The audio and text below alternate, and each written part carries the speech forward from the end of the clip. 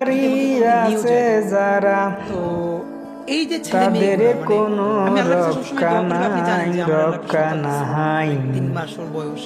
তো পরশু আমার খুব লাখো কাছের বড় ভাই হাদি উনি বেঁচে আছে, ডেকেছিলেন আমাকে এবং আমার পিচ্চিটার জন্য কিছু গিফট আমরা দিছিলেন বিচার যৌতুক। চাই তা আমার খুব মনে সবাই। হচ্ছিল যে আপনি তো ভাই জানেন যে স্বাভাবিকভাবে আমাদের লাখো প্রচুর ছোট থাকবে হাদি এবং একটা যে কোনো বেঁচে সময় আল্লাহ নিয়ে যেতে আছে, পারে, এটা নিয়ে কোনো আফসোস নাই। ওই আমার কুনির বাচ্চাটা তো আমি 3 ফাঁসি মাসে দিয়ে শুরুটা করে নিতে পারি নাই।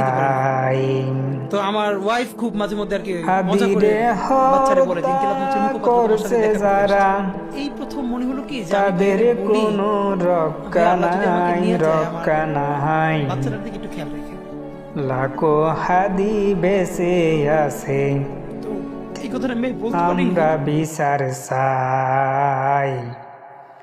লাখো হাদি বেঁচে আছে, ওই কুনির ফাঁসি চাই। হাদি বাইয়ের কি দোষ ছিল, দেশের জন্য লড়াই করিত, দুর্নীতি দেখিলে প্রতিবাদ করিত। হাদি বাইয়ের কি দোষ ছিল, দেশের জন্য লড়াই করিত, দুর্নীতি দেখিলে প্রতিবাদ করিত।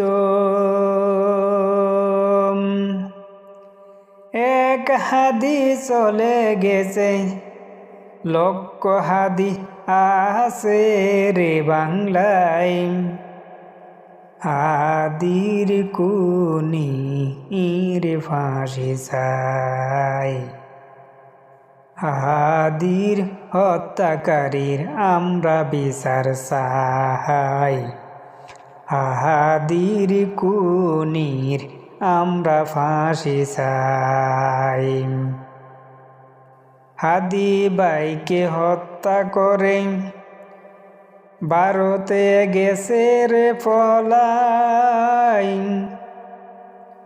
বাংলার জমিনে বিচারে হোক আমরা চাই সবাই।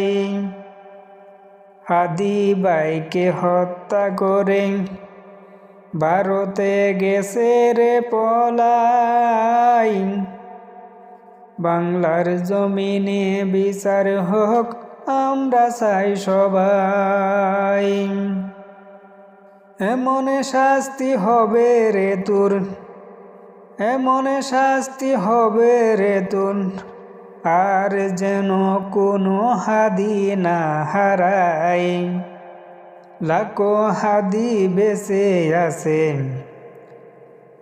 আমরা বিচার চাই সবাই। লাখো হাদি বেঁচে আছে, ওই খুনির ফাঁসি চাই। হাদিরে হত্যা করছে যারা, তোদের কোনো রক্ষা নাই, রক্ষা নাই।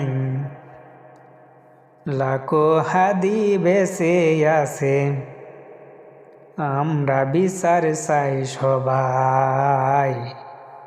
লাখো হাদি বেঁচে আছে, ওই খুনির ফাঁসি চাই।